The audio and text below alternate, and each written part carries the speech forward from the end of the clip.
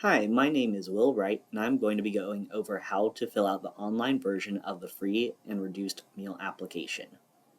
For information about how to fill out the paper application and frequently asked questions, please see our other video. The online application is a great way to fill out the free and reduced application on your schedule. Another added benefit is that the online applications are usually processed faster than paper applications, as there is no time between the application being sent from the school to my office that is located in the board office, and I do not have to manually enter the application into our system. In order to access our online application, you can go to our school district website. If you click menus, that will bring you over to the school nutrition services side of the website.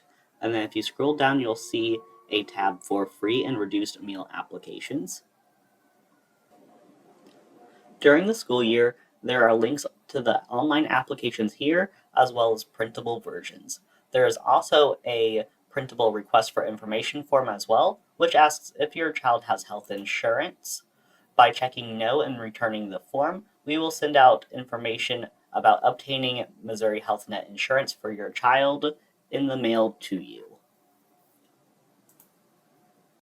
When you click on the application link, you will be brought to this page. The page should list Jefferson City Public Schools at the very top. When you have all of your things ready for filling out the application, click Begin Application Process. You can click and scroll through the terms of use, and then click I have read and agreed to the above terms. So now you will certify that everything that you are putting in this application is true. You will put in your first name and your last name, and then today's date is already automatically filled in. This will give you some application instructions, which includes the meal costs for our students, the application guidelines, which you can scroll through and click on, which will expand down to show more instructions. And if you keep scrolling, it'll also include the income eligibility guidelines. Then you click Continue.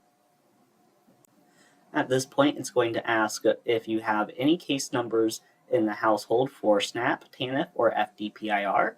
So if you do not have any of these benefits, you will click down here. If you do, you will select one of these options.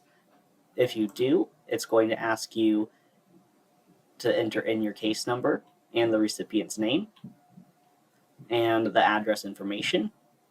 If you do not have it, it will not ask you for any SNAP benefit information, and it'll instead ask for your address information.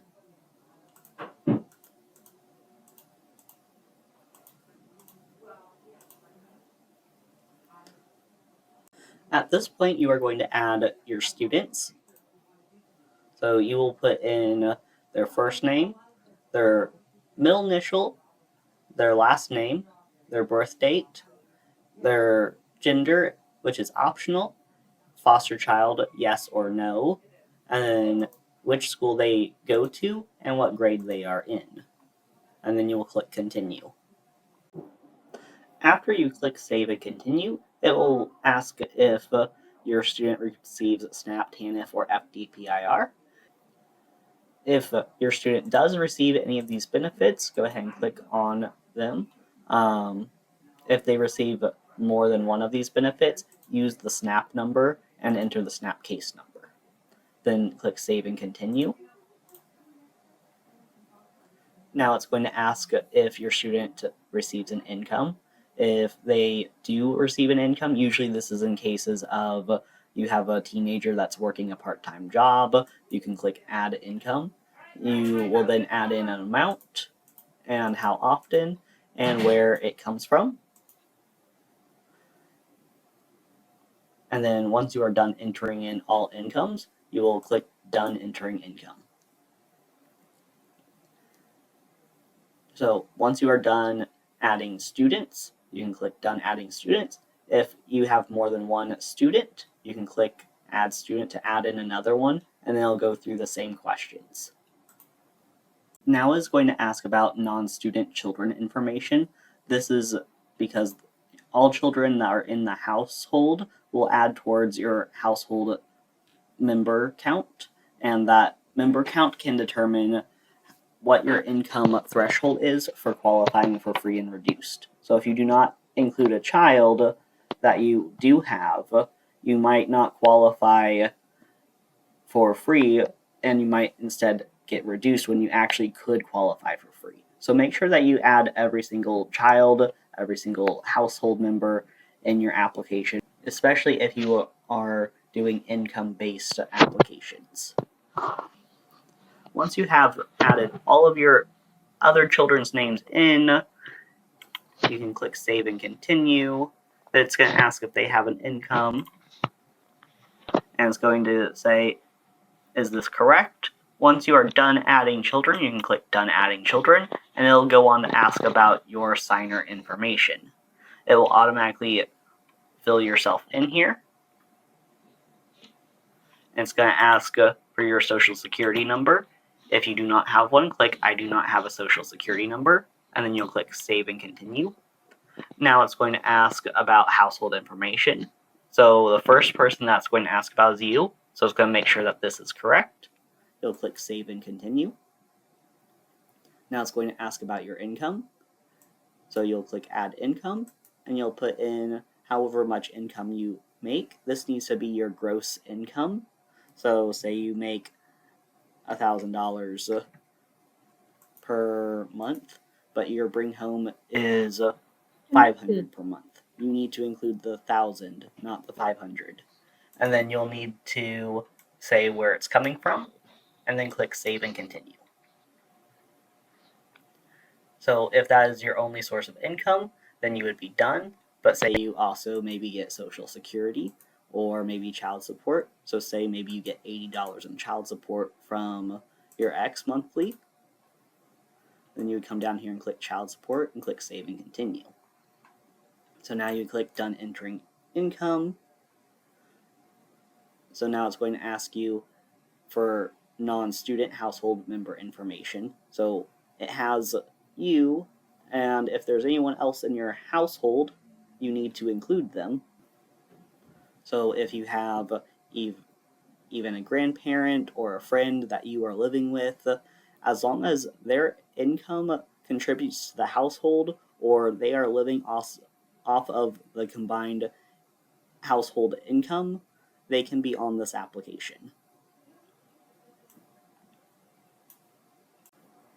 So in this example, we're going to add a second person, and we're going to pretend that it's our spouse.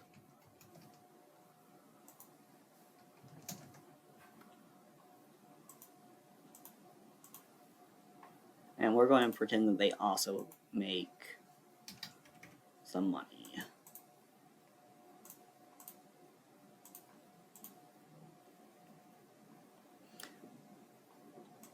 So once we're done entering in the second member's income, we're going to click Done Entering Income.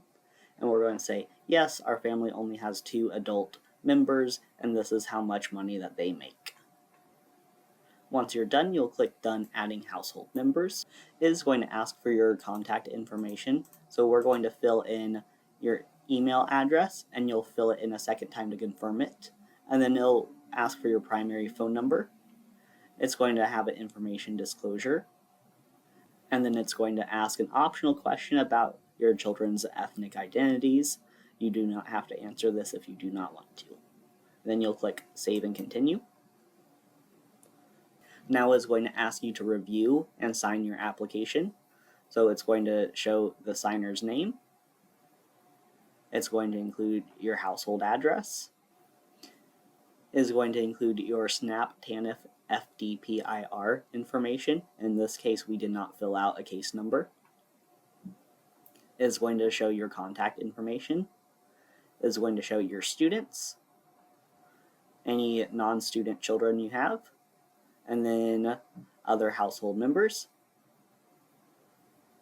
And say you notice a mistake, you can even click Change Household Member Information, or you can come back and edit it.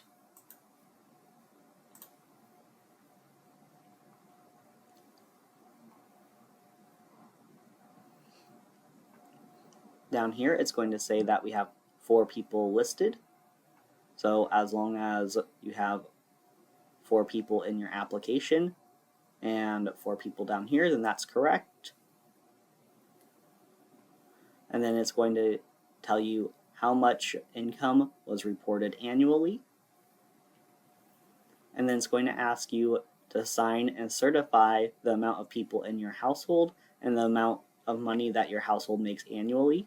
You'll click this, and then you will put in your name, and then you'll click Submit Application. You'll get a notice on your screen that says your application has been submitted successfully. This includes your application number and when it was submitted. You will also receive an email that has this application number. You can also print and view your application. And then you would click here to end your session. Once you are done filling out your free and reduced application, you don't have to do anything else. You'll receive an email from the school district once your application has been processed. This email will include whether or not your student was approved for free meals, reduced price meals, or was denied. It will also include a list of all students that are on that application. So if you notice that you're missing a student, or if something is incorrect, please contact me at my office. My number is 659-3123, or you can email me at will.wright@jcschools.us. Thank you for watching this video. I hope it was helpful.